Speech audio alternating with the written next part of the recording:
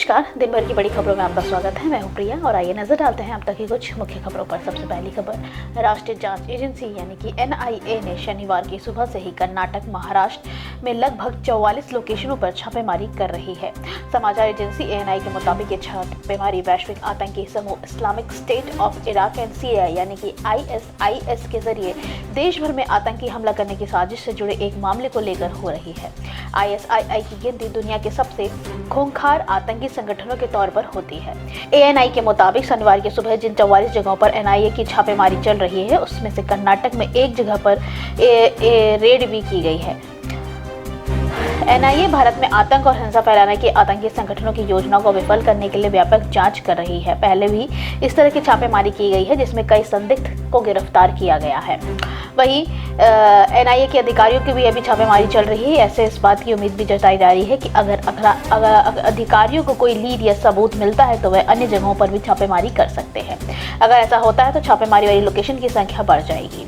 NIA की तरफ से जिस मामले की कार्रवाई हो रही है वह इस्लामिक स्टेट से जुड़ा है। इस्लामिक स्टेट के कुछ आतंकी अभी भी एक्टिव है जिन्हें भारत में होने की संभावना है। रिपोर्ट्स के मुताबिक आईएसआई के सेल्फ स्लॉटेड मॉड्यूल देश भर में फैले हुए हैं। खासतौर पर महाराष्ट्र में ऐसे मॉड्यूल में छिपे होने की जानकारी मिली है। पहले भी महाराष्ट्र में इस तरह के मॉड्यूल का भांडाफोड़ हो चुका है। एनआईए इस बात की भी जानकारी जुटा रही है कहीं इन मॉड्यूल में युवाओं को बहलाने, फुसलाने और कट्टरपंथी बनाने का काम तो नहीं किया जा रहा है। अगली खबर, राज्यसभा सांसद और वरिष्ठ अधिवक्ता कपिल सिब्बल की ओर से असम को म्यांमार का हिस्सा बताए जाने पर असम के मुख्यमंत्री हेमंत बिस्वा शर्मा भड़क गए हैं। सीएम हेमंत ने कहा कि जो लोग असम के इतिहास के बारे में नहीं जानते हैं वह इसके बारे में नहीं बोलें। सीएम हेमंत ने एक प्रेस वार्ता में कहा कि जिन्हें कोई ज्ञान नहीं है उन्हें नहीं बोलना चाहिए। असम कभी म्यांमार का हिस्सा नहीं था। थोड़े समय के लिए झड़पें हुई थी, यह एकमात्र संबंध था। अन्यथा मैंने ऐसा कोई डाटा नहीं देखा जिसमें कहा गया हो कि असम म्यांमार का हिस्सा था। 5 दिसंबर को नागरिकता अधिनियम 1955 की धारा 6A को वैधता को चुनौती देने वाली कई याचिकाओं पर सुप्रीम कोर्ट सुनवाई हो रही थी।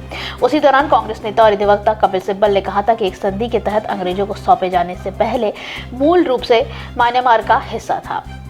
उन्होंने अपने इस दावे को कई बार दोहराया। कपिल सिब्बल की यह टिप्पणी जब वह पूरे इतिहास में जनसंख्या आंदोलनों का पता लगाने की जटिलता पर चर्चा हो रही थी।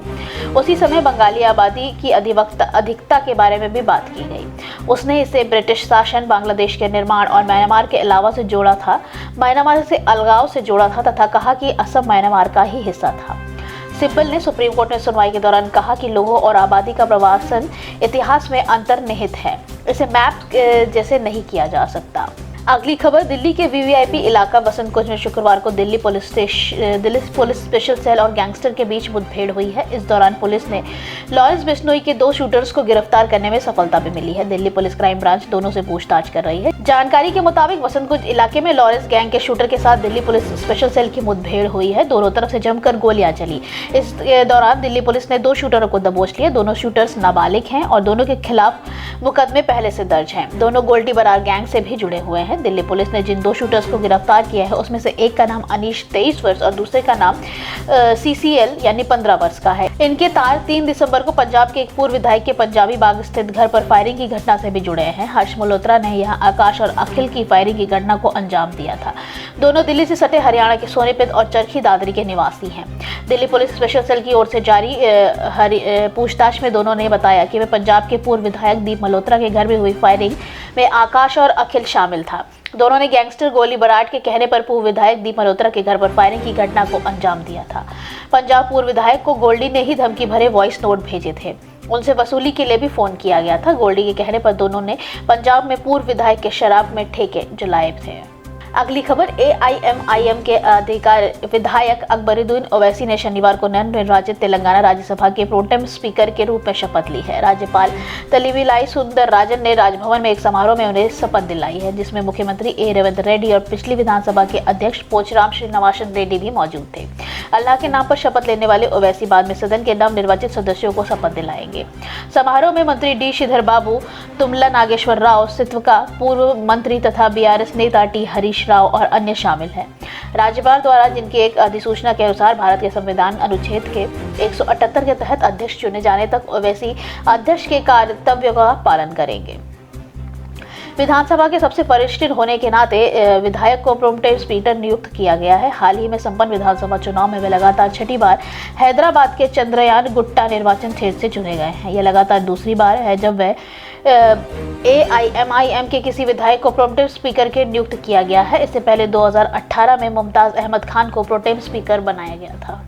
अगली खबर, राजस्थान में कार्यवाहक मुख्यमंत्री अशोक गहलोत ने कहा कि भाजपा की पोल खुलती जा रही है। 7 दिन तक मुख्यमंत्री का चेहरा तय नहीं कर पा रहे हैं और बात करते हैं हमारी पार्टी में अनुशासन है। नेता प्रतिपक्ष हाईकमान घोषित करेगा। दिल्ली पहुंचने पर राजस्थान के कार्यवाहक मुख्यमंत्री और कांग्रेस नेता अशोक गहलोत ने कहा कि आज चुनाव के बाद समीक्षा बैठक होगी, इसमें हम हिस्सा लेंगे। चुनाव पर चर्चा होगी, बैठक में जो भी फैसला लेगा वह हमें मान्य होगा। दिल्ली पहुंचने पर राजस्थान कांग्रेस अध्यक्ष गोविंद सिंह डोटासरा ने कहा कि आज पार्टी आलाकमान ने बैठक बुलाई है जिसमें हम चर्चा करेंगे कि क्या कमियां रही जिनके चलते हम सत्ता में नहीं लौट पाए। चर्चा के आधार पर पार्टी नेतृत्व जो दिशा निर्देश देगा उसके तहत हम मजबूती से लोकसभा चुनाव में जाएंगे। अगली खबर, आगामी लोकसभा चुनाव को लेकर बीएसपी रविवार को लखनऊ में बैठक होगी। ये बैठक से बसपा प्रमुख मायावती की अध्यक्षता में होगी। सूत्रों की माने तो इस बैठक के बाद आकाश आनंद की जिम्मेदारियों को और बढ़ाया जा सकता है। साथ ही पार्टी में आगामी चुनाव को लेकर अपनी तैयारियों को धार देने की रणनीति बनाएगी। पार्टी चुनाव के लिए अपने प्लान पर भी बैठक के दौरान चर्चा करेगी। लखनऊ में रविवार को होने वाली बैठक के दौरान बीएसपी के चुनाव प्रचार अभियान का खाका तैयार किया जा सकता है। सूत्रों का दावा है कि पार्टी के करीब 3/4 लोकसभा सीटों पर अपने प्रभारियों का ऐलान कर दिया है। हालांकि अभी तक औपचारिक ऐलान होना बाकी है, लेकिन प्रभारियों को चुनाव की तैयारी करने के लिए कह दिया गया है। संभावना जताई जा रही है कि कल की बैठक के बाद कुछ प्रभारियों का आधिकारिक ऐलान भी किया जा सकता है। दरअसल बीएसपी हर लोकसभा सीट पर पहले एक प्रभारी का ऐलान करती है, फिर उन्हें प्रभारियों को पार्टी चुनाव में अपना उम्मीदवार बनाती है। बीते चुनाव के दौरान बीएसपी का यही चलन रहा है। बैठक के दौरान 15 जनवरी को मायावती के जन्मदिन की तैयारी की भी चर्चा होगी। मायावती के जन्मदिन पर पार्टी की ओर से सभाएं की जाएंगी। इसके अलावा बीएमसी आगामी चुनाव के लिहाज से गाँव-गाँव, घर-घर तक संपर्क अभियान के जरिए लोगों तक पहुँचने की कोशिश भी करेगी। बैठक के दौरान पार्टी के स्टार प्रचारकों के नाम पर विचार होगा। इससे पहले इसी सप्ताह पार्टी में एक बैठक हुई थी। ये बैठक विधानसभा चुनाव का रिजल्ट आने के अगले दिन ही बुलाई गई थी। बैठक के दौरान विधानसभा चुनाव में पार्टी के प्रदर्शन और चुनावी रिजल्ट पर चर्चा हुई थी। आखिरी खबर, प्रधानमंत्री नरेंद्र मोदी ने कांग्रेस की पूर्व राष्ट्रीय अध्यक्ष सोनिया गांधी को उनके जन्मदिन पर बधाई और शुभकामना देते हुए उनकी लंबी उम्र और अच्छे स्वास्थ्य की कामना की है। प्रधानमंत्री ने अपने एक्स पे पोस्ट में लिखा, श्रीमती सोनिया गांधी को उनके जन्मदिन की शुभकामनाएं, उन्हें लंबे और स्वस्थ जीवन का आशीर्वाद मिले। सोनिया गांधी का जन्म 9 दिसंबर 1946 को इटली में हुआ था। वे लंबे समय तक कांग्रेस की राष्ट्रीय अध्यक्ष रही हैं। इसी दौरान 2004 और 2009 में लोकसभा चुनाव में लगातार 2 बार कांग्रेस को सत्ता में पहुंचाने में उनकी महत्वपूर्ण भूमिका रही है। 2019 की लोकसभा में उत्तर प्रदेश के रायबरेली से चुनाव जीती सोनिया गांधी ने पिछले कुछ वर्षों से स्वास्थ्य कारण के चलते सक्रिय राजनीति से दूरी बना ली थी, लेकिन विगत कुछ महीनों में वे फिर से एक बार फिर राजनीति में सक्रिय हो गई हैं। टीएमसी सांसद महुआ मोइत्रा को लोकसभा सांसद की सदस्यता से निष्कासित करने के मसले में शुक्रवार को सोनिया गांधी सदन के अंदर और बाहर सरकार का विरोध कर रहे विपक्षी दलों का सक्रिय नेतृत्व करती नजर आई थी। आज के लिए बस इतना ही। बाकी खबरें जानने के लिए देखते रहिए द पब्लिक इंडिया। धन्यवाद।